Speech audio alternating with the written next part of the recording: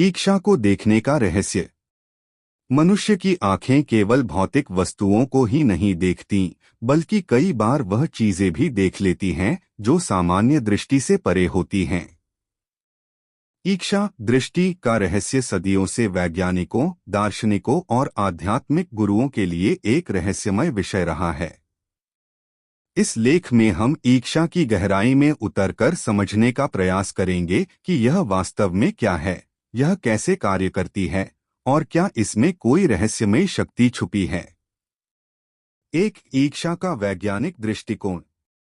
आधुनिक विज्ञान के अनुसार देखने की प्रक्रिया आंखों और मस्तिष्क की क्रियाओं पर निर्भर करती है।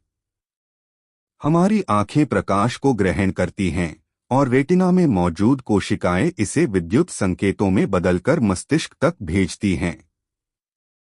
इसके बाद मस्तिष्क इन संकेतों की व्याख्या करके हमें वस्तुओं की पहचान करवाता है।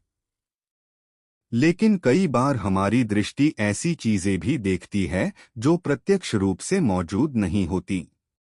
उदाहरण के लिए मृगतृष्णा, मिराज, रेगिस्तान में एक जलाशय जैसा आभास कराती है, जबकि वास्तव में वहां कुछ नहीं होता।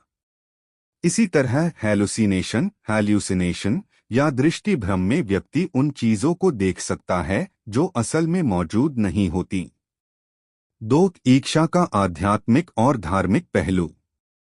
भारतीय दर्शन और योग में ईक्षा को केवल आंखों से देखने की प्रक्रिया नहीं माना गया है, बल्कि इसे तीसरी आंख या आंतरिक दृष्टि से भी जोड़ा गया है। कई योगियों और साधकों का मानना है कि जब व्यक्ति अपनी अंतर्ज्ञान शक्ति को विकसित करता है तो वह भौतिक संसार से परे चीजों को भी देख सकता है। हिंदू धर्म में भगवान शिव की तीसरी आंख का उल्लेख मिलता है, जो केवल ज्ञान और चेतना का प्रतीक नहीं बल्कि एक शक्तिशाली दृष्टि का भी प्रतिनिधित्व करती है। यह दृष्टि केवल भौतिक रूप से देखने तक सीमित नहीं रहती, बल्कि इसे भविष्य को देखने, सत्य को पहचानने और छिपे हुए रहस्यों को उजागर करने की शक्ति भी प्राप्त होती है। 3. मनोवैज्ञानिक दृष्टिकोण। क्या दृष्टि की कोई छठी इंद्री होती है? मनोविज्ञान में छठी इंद्री, सिक्स्थ सेंस या संवेदनशीलता, इंट्यूइशन को भी दृष्टि से जोड़ा जाता है।